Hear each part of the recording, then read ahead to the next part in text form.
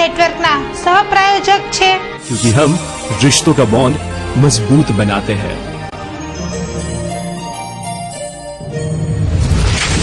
हाईबोन cement, bonding nation. નમસ્કાર દર્શક મિત્રો, સત્યનો ધબકાર એવા 7 ન્યૂઝ નેટવર્કમાં હું દીપ્તિ મૂલ્યા આપનું હાર્દિક સ્વાગત કરું છું। તો સૌપ્રથમ એક નજર આજના મુખ્ય સમાચારો પર। ગુજરાત સરકારના વિરોધ છતાં દિલ્હી હાઈકોર્ટનો કુલદીપ શર્માને ડીજીનું પ્રમોશન આપવા આદેશ। ભાજપના સાંસદ અને સુપ્રીમ કોર્ટના ધારાશાસ્ત્રી રામ જેઠલાણીના વિવાદાસ્પદ વિધાનથી વિશ્વ હિન્દુ પરિષદના તોગડિયા લાલઘૂમ। ગઈકાલે થયેલા 2 વકીલ પરના હુમલાના બનાવને વખોડી કાઢી આજે કોર્ટ કાર્યવાહીથી અલિપ્ત રહેલા રાજકોટના વકીલો। સરકાર દ્વારા સોમવારની રજા જાહેર કરાતા આવતીકાલથી સરકારી કચેરીઓમાં મિની વેકેશન। હવે જોઈએ સમાચારો વિસ્તારથી। ગુજરાત સરકારના અનેક પ્રયાસો બાદ પણ કુલદીપ શર્માને પ્રમોશન અપાયું। દિલ્હી હાઈકોર્ટનો ચુકાદો, ચાર્જ સંભાળ્યો। ગુજરાત સરકારે 1976ની બેન્ચના આઈપીએસ કુલદીપ શર્મા સામે અનેક મેમો આપી તેમનું એસીઆર ડાઉનગ્રેડ કર્યું હતું, જેથી સિનિયોરિટી હોવા છતાં તેમને ડીજીનું પ્રમોશન આપવામાં આવ્યું ન હતું। આ દરમિયાન કુલદીપ શર્મા એડિશનલ ડીજી તરીકે દિલ્હી ખાતે bureau of police research and ડેવલપમેન્ટમાં જતા રહ્યા હતા। ત્યારબાદ ગુજરાત સરકાર દ્વારા 4 અધિકારીઓને ડીજીનું પ્રમોશન અપાતા કેન્દ્ર સરકારે દિલ્હી હાઈકોર્ટમાં કુલદીપ શર્માને ડીજીનું પ્રમોશન આપવા દાદ માંગી હતી, જેનો ગુજરાત સરકાર દ્વારા વિરોધ કરવામાં આવ્યો હતો। તેમ છતાં દિલ્હી હાઈકોર્ટે કુલદીપ શર્માને પ્રમોશન આપવા હુકમ કરતા તેમને ડીજી તરીકે પ્રમોશન અપાયું હતું અને કુલદીપ શર્માએ ચાર્જ પણ સંભાળી લીધો છે। Bureau report 7 news.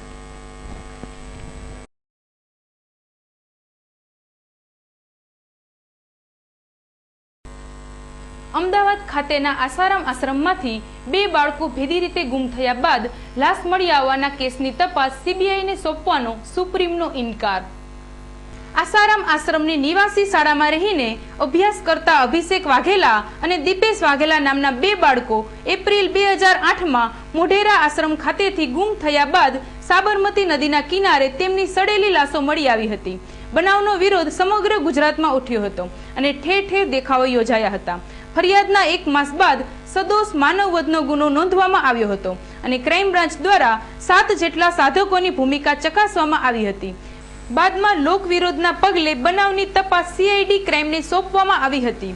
બાદમાં ગુજરાત પોલીસની તપાસ યોગ્ય ન હોય આ તપાસ સીબીઆઈને સોંપવા માટે સુપ્રીમમાં અરજી કરવામાં આવી હતી, જે અરજીને સુનાવણી થઈ જતા સુપ્રીમ કોર્ટ આ બનાવની તપાસ સીબીઆઈને સોંપવાની માંગણીને ફગાવી દીધી હતી। હવે આ તપાસ સીઆઈડી દ્વારા જ ચલાવવામાં આવશે। Bureau report 7 news.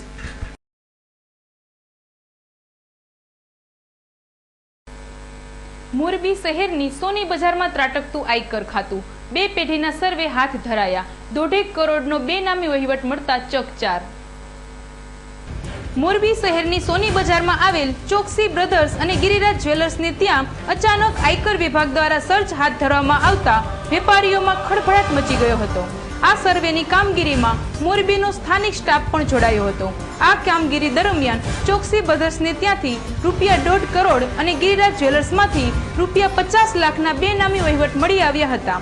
હજુ પણ અમુક દસ્તાવેજો અને સાહિત્ય કબજે લેવાયું છે, તેની ચકાસણી ચાલુ છે। ચકાસણીની કામગીરી પૂર્ણ થાય બાદ વધુ રકમના બેનામી વ્યવહારો બહાર આવવાની શંકા સેવાઈ રહી છે। તહેવારોના ટાંકણે જ આવકવેરા વિભાગ દ્વારા સર્ચની કામગીરી હાથ ધરાતા વેપારી આલમમાં ફફડાટ ફેલાઈ ગયો છે। અહેવાલ રવિ મોટવાણી, 7 ન્યૂઝ, મોરબી।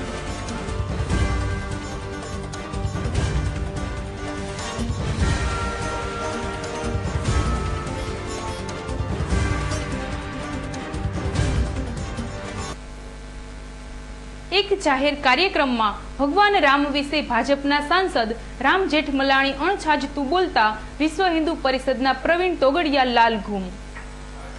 ગઈકાલે એક જાહેર કાર્યક્રમમાં ભાજપના સાંસદ અને સુપ્રીમ કોર્ટના પ્રખર ધારાશાસ્ત્રી રામ જેઠમલાણી એવું બોલ્યા હતા કે રામ એક ખરાબ પતિ હતા, જેમણે બીજા લોકોના કહેવાથી સગર્ભા સીતાનો ત્યાગ કર્યો હતો અને તેના કરતા લક્ષ્મણ વધારે ખરાબ હતા, કારણ કે જ્યારે રામે તેને એવું કહ્યું કે સીતાનું તારી સુરક્ષામાંથી અપહરણ થયું છે, તેથી તેને શોધવાની જવાબદારી તારી છે, ત્યારે લક્ષ્મણે એવો જવાબ આપ્યો હતો કે સીતા મારા ભાભી હતા અને મેં તેને માત્ર ચરણ જ જોયા છે, તેમનો ચહેરો જોયો નથી, તો હું કઈ રીતે શોધી શકું? આવું કહી રામ જેઠમલાણીએ રામ અને લક્ષ્મણ બંનેની મજાક ઉડાવી હતી.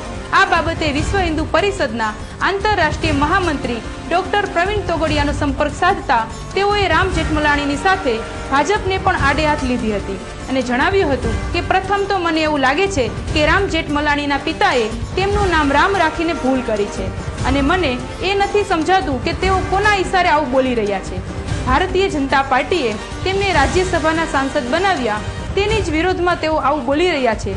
જે સમાજે તેમને પ્રેમ આપ્યો એ સમાજની ભગવાન શ્રી રામ પર અડગ શ્રદ્ધા છે, ત્યારે તેઓ કોના ઈશારે આવું બોલે છે? Bureau report 7 news.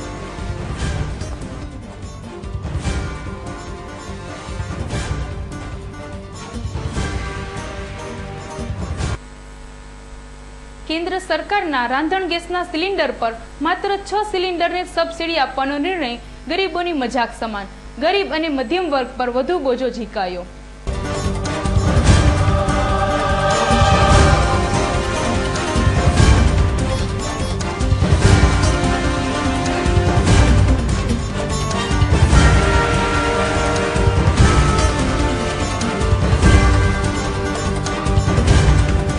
જીવન જરૂરી ચીજ વસ્તુઓના કાળા બજાર ન થાય અને તે પૂરતી માત્રામાં મળી રહે તે માટે સરકાર દ્વારા આવશ્યક ચીજ વસ્તુ ધારા અંતર્ગત કાયદો બનાવવામાં આવ્યો છે, પરંતુ રાંધણ ગેસ જેવી દરેક ઘરની સૌથી આવશ્યક ચીજ વસ્તુને જ વર્ષે 6 સિલિન્ડર જેવી નજીવી માત્રાએ લાવીને કેન્દ્ર સરકારે પોતે જ પોતાના કાયદાની મજાક ઉડાવી છે.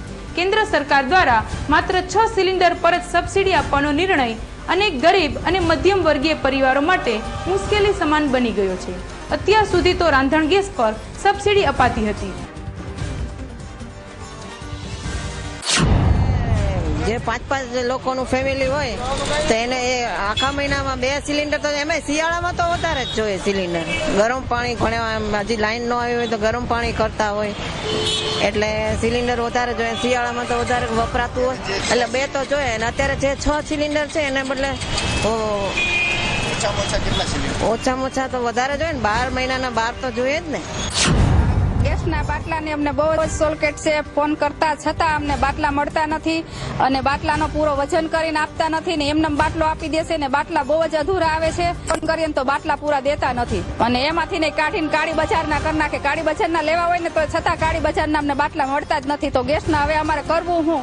ના રે ના, કાંઈ વજન પૂરો નથી કરતા, એમને અધૂરા જ બાટલા દઈ જાય છે એમ કે પૂરો જ વજન છે. એના કાંટા એવા ખોટા આવે ને તો ઊંચો કરીને ગોઠણ મારી દે એટલે એમ કહી દે કે હાલો બાટલો પૂરો થઈ ગયો એમ.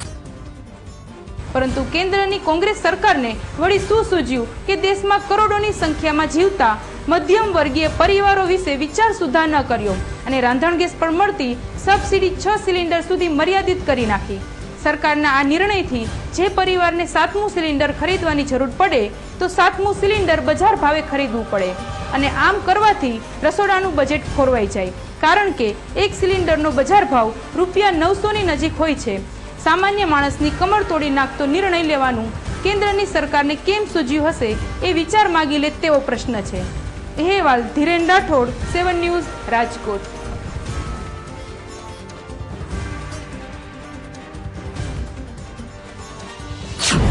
વજનમાં ઓછું આવતું હોય છે અને ઘણીવાર આવા વાહનોમાં એમાં વાપરી નાખતા હોય એટલે આપણને દેતા નથી ને બીજા લોકોને આપી દેતા હોય છે. જ્યાં પ્રાઇવેટ વાહનોમાં સિલિન્ડરથી ચાલતા હોય બ્લેકમાં તે ઘણા લઈ લેતા હોય એટલે આપણે જે ડિલિવરી હોય એ પ્રમાણે આપતા નથી તારીખે એટલે ધક્કા ખવડાવે છે.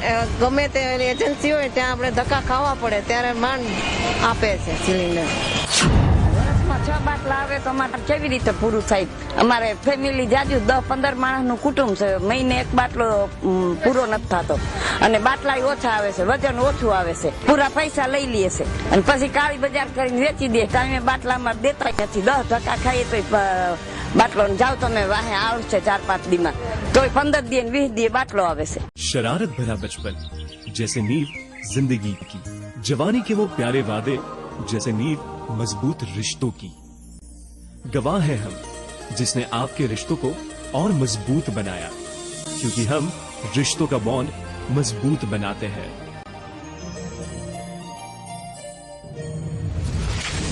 Highbone Cement, bonding nation. આવ્યું દિવાળીનું વેકેશન। કચ્છ, સૌરાષ્ટ્ર અને રાજકોટ ખાતે સરકાર ટુરિઝમની સૌપ્રથમ માન્યતા મેળવવાનું ગૌરવ ધરાવતી સંસ્થા વૃંદાવન યાત્રા સંઘ 1956 થી હંમેશા સેવામાં કટિબદ્ધ આપના માટે લાવ્યા છે સ્પેશિયલ દિવાળી યાત્રા પ્રવાસો।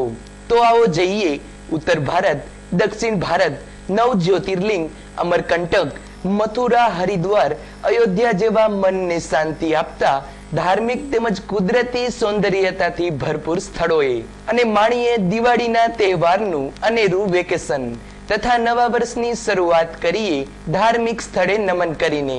સ્પેશિયલ સ્લીપર બસ તેમજ રેલવે સ્લીપર કોચ સાથે રહેવા જમવા સહિતના આરામદાયક પ્રવાસોનું ઉત્તમ આયોજન। તો આ આકર્ષક ઓફરનો લાભ લેવા બુકિંગ ફક્ત તારીખ 11/11/2012 ના ટૂંક સમય સુધી।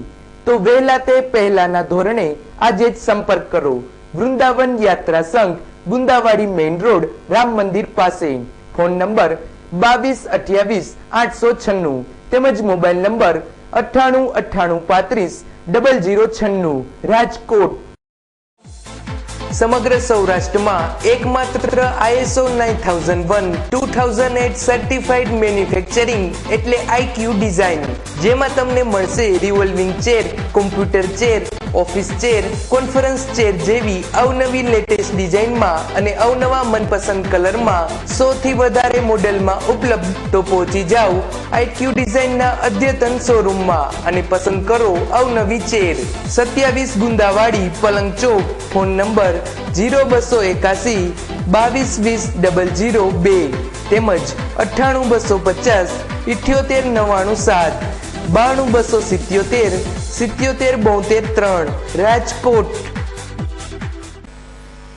મોરબી વાંકાનેર નેશનલ હાઈવે પર આઈસર ટ્રકના ચાલકે વેગેનાર કારને અડફેટે લેતા વેપારીને ગંભીર ઈજા। મોરબી વાંકાનેર નેશનલ હાઈવે પર અકસ્માત માટે કુખ્યાત એવા મકનસર નજીક રોંગ સાઈડમાં આવી રહેલા આઈસર ટ્રકના ચાલકે વેગેનાર કારને અડફેટે લેતા કાર ચાલક વેપારીને ગંભીર ઈજા પહોંચી હતી અને તેમને તાત્કાલિક સારવાર અર્થે હોસ્પિટલ ખાતે ખસેડવામાં આવ્યા હતા। મકનસર નજીક વારંવાર અકસ્માતો સર્જાતા હોય લોકોમાં ઉગ્ર રોષ વ્યાપી ગયો હતો અને રોષે ભરાયેલા ટોળાએ ચક્કાજામ કરી દીધો હતો। આ ચક્કાજામથી એકાદ કલાક સુધી બંને તરફ વાહનોની લાંબી કતાર થઈ ગઈ હતી। બાદમાં દોડી આવેલી પોલીસની સમજાવટથી મામલો થાળે પડ્યો હતો અને વાહન વ્યવહાર પૂર્વવત કરાયો હતો। રોષે ભરાયેલા ટોળાએ ચક્કાજામ કરી રોષ ઠાલવ્યો હતો અને સમજાવટ કરી રહેલા પોલીસ જવાનોનો પણ ઉધડો લીધો હતો। અહેવાલ રવિ મોટવાણી, 7 ન્યૂઝ, મોરબી।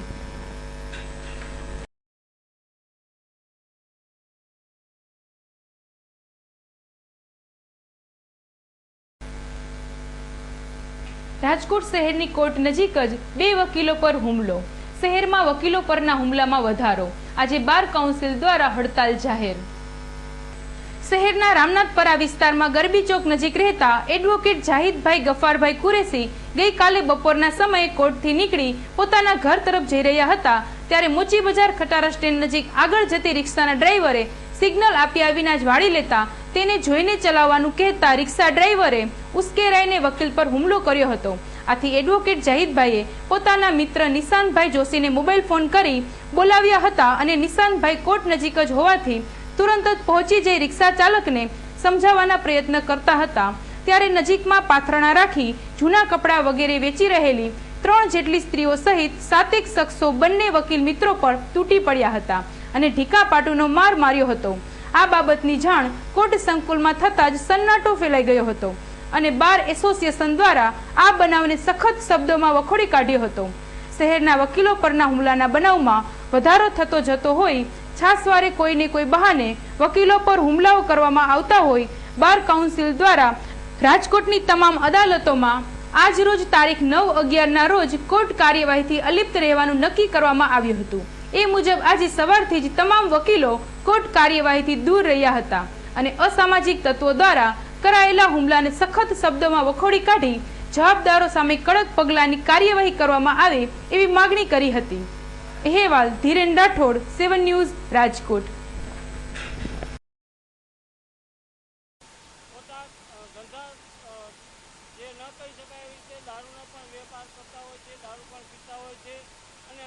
ઝઘડા કરતા હોય છે, એમાં પણ મારામારી કરતા હોય છે. એમાં ઘણી વખત રાહદારીઓને લાગી જાય છે, એટલું નહીં પણ વકીલોને પણ માંડ બચી શકે છે. એ ખરાબ પરિસ્થિતિ ઉત્પન્ન થાય છે. એટલા માટે આજે બધા વકીલો મિત્રોએ જે નિર્ણય લીધો છે કે ભાઈ આપણે આ વકીલો ઉપર થતા જાતવારે હુમલાને અટકાવવા માટે સતત પગલાં લેવા જોઈએ. હાલમાં મને હમણાં જાણવા મળ્યું કે એક બીજા વકીલને પણ ગઈકાલે હુમલો થયો હતો અને એમને પણ માલવીયાનગર પોલીસ સ્ટેશનમાં ફરિયાદ નોંધાવી છે.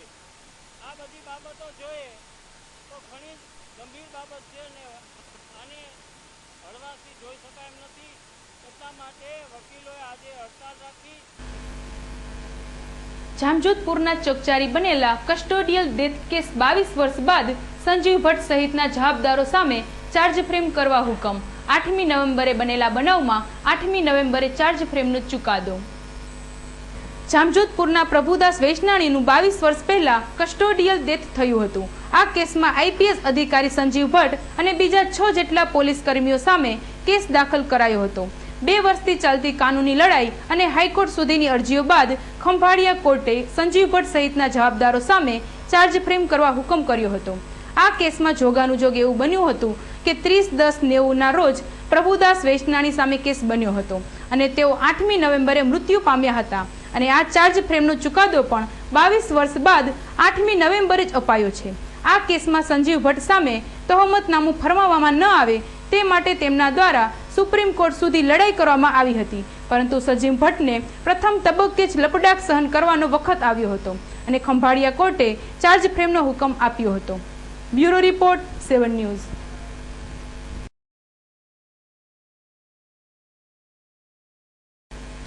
રાજકોટ સહિત સમગ્ર સૌરાષ્ટ્ર કચ્છના વાતાવરણમાં પલટો. સવારે વાદળછાયા વાતાવરણ સાથે ઠંડકનો અનુભવ. ચોમાસાની વિદાય અને શિયાળાના ધીમા પગલે થઈ રહેલા આગમનથી છેલ્લા થોડા દિવસોથી વહેલી સવારે ગુલાબી ઠંડીનો આહલાદક અનુભવ થઈ રહ્યો છે. તેમજ સવારમાં વોકિંગ માટે નીકળનારા લોકોની સંખ્યામાં પણ વધારો થઈ રહ્યો છે. આજે વહેલી સવારે ધુમ્મસમાં વોકિંગ માટે નીકળેલા લોકોને મજા પડી હતી, પરંતુ વાહન ચાલકોને થોડી તકલીફનો અનુભવ થયો હતો. વહેલી સવારથી જ જોરદાર ઝાકળ વર્ષા સાથે વાદળિયું વાતાવરણ છવાયું હતું અને વાતાવરણમાં આહલાદક ઠંડીનો અનુભવ થતો હતો. આજે સૂર્યનારાયણના દર્શન પણ મોડા થયા હતા. વહેલી સવારના ઝાકળથી વાહન ચાલકોને મુશ્કેલી પડતી હતી. અહેવાલ ધીરેન રાઠોડ, 7 ન્યૂઝ, રાજકોટ.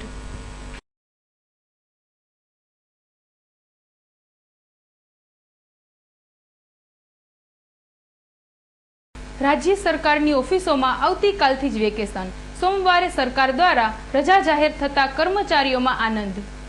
આવતીકાલે બીજો શનિવાર હોવાથી સરકારી કચેરીઓમાં રજાનો માહોલ તો હોય જ છે. તેમાં પણ સરકાર દ્વારા સોમવારની રજા જાહેર કરાતા કર્મચારીઓમાં આનંદની લાગણી ફેલાવા પામી હતી, કારણ કે આવતીકાલે બીજો શનિવાર રજા, ત્યારબાદ રવિવારની રજા, સોમવારે સરકારે જાહેર કરેલી રજા, મંગળવારે દિવાળી, બુધવારે નવું વર્ષ અને ગુરુવારે ભાઈબીજની રજા, આમ મિની વેકેશન જેવું થઈ ગયું છે. ચૂંટણીની કામગીરીના હિસાબે કર્મચારીઓ બહાર ગામ તો જઈ નહીં શકે, પરંતુ ઘેર રહીને આરામથી દિવાળી મનાવી શકશે અને દિવાળી પહેલાની 2-3 દિવસની રજાથી ખરીદી વગેરેનો પણ સમય બરાબર મળી રહેશે. બેંકોમાં પણ 3 દિવસની રજા જાહેર કરવામાં આવી છે. આગામી શુક્રવારથી સરકારી કચેરીઓ ફરી ધમધમતી થશે. અહેવાલ પ્રશાંત પરમાર, 7 ન્યૂઝ, રાજકોટ. રાજકોટ શહેરના રેસકોર્સ સ્થિત શ્યામા પ્રસાદ મુખર્જી આર્ટ ગેલેરી ખાતે 5 દિવસીય રંગોળી સ્પર્ધા. અનેક કલાકારોએ ભાગ લીધો. વિના મૂલ્યે લોકો નિહાળી શકે છે. શહેરની શ્યામા પ્રસાદ આર્ટ ગેલેરી ખાતે ઉત્સવ ગ્રુપ દ્વારા રંગોળી હરીફાઈનું આયોજન કરવામાં આવ્યું છે, જે સતત 5 દિવસ સુધી ચાલશે. આ સ્પર્ધાનું ઉદ્ઘાટન કલા જગતના જાણીતા શ્રી સિદ્ધાર્થ રાંદેડિયાના હાથે કરવામાં આવ્યું હતું।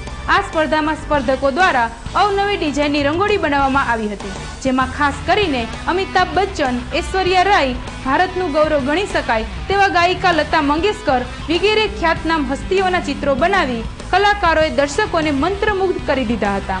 આ હરીફાઈ 5 દિવસ ચાલશે અને તેમાં પ્રવેશ વિનામૂલ્યે અપાતો હોવાથી જાહેર જનતાને ઉત્સવ ગ્રુપ દ્વારા આ સ્પર્ધા નિહાળી પોતાના મંતવ્યો આપી કલાકારોને બિરદાવવા જાહેર આમંત્રણ પાઠવ્યું છે।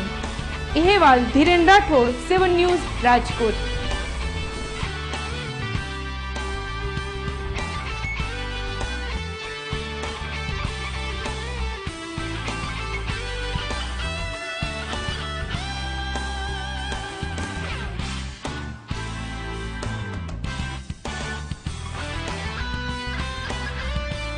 ઉત્સવ ગ્રુપ દ્વારા સતત 5 વર્ષે 5મું વર્ષ છે આયોજનનું।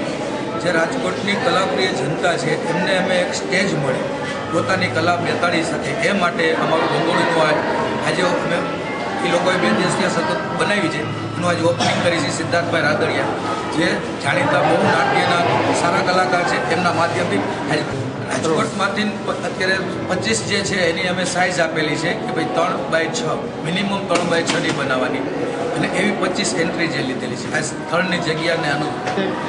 આખો દિવસ સ્ટાર્ટ હોય છે, મોડી રાત સુધી 10 વાગ્યા સુધી હોય છે, સવારથી સ્ટાર્ટ થઈ જાય છે અને 5 દિવસ સુધી સતત રહેશે।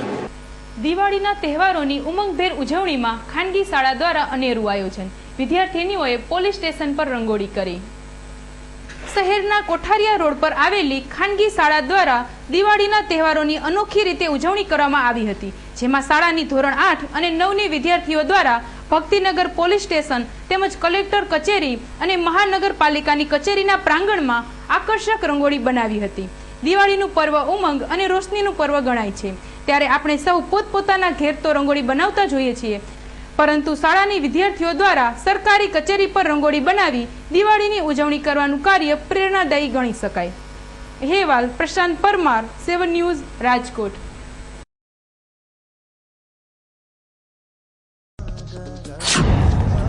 શહેરની જુદી જુદી કચેરીઓ તેમજ પોલીસ સ્ટેશનોમાં જઈને